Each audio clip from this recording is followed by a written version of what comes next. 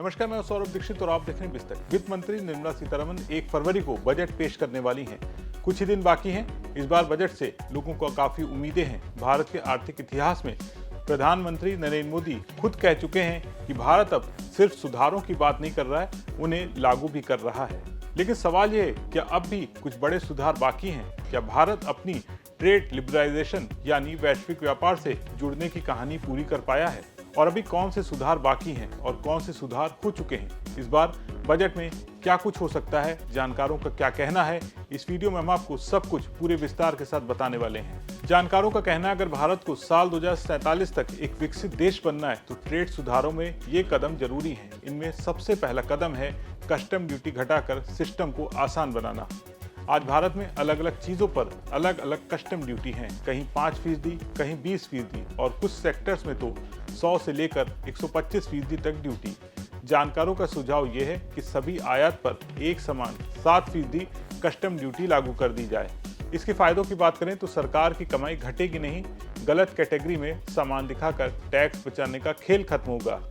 हर sector अलग अलग lobbying करना बंद करेगा। जहां बहुत ज्यादा ड्यूटी है जैसे कार और बाइक, वहां 3 साल में धीरे धीरे ड्यूटी घटाई जा सकती हैं।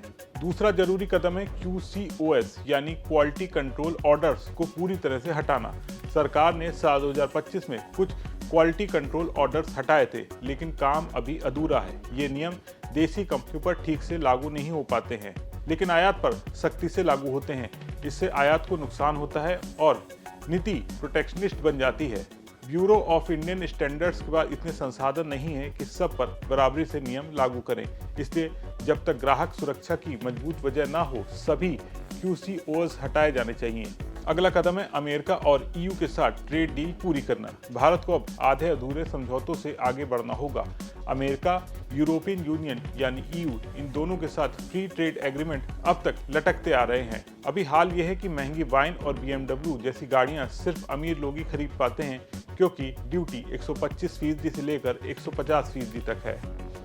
आज दुनिया की GDP में एशिया का हिस्सा सबसे तेजी से बढ़ रहा है। इसके बावजूद Bharat comprehensive and progressive trans Pacific partnership यानी CPTPP के बाहर है। CPTPP में शामिल होने से एशिया के बड़े बाजार खुलेंगे।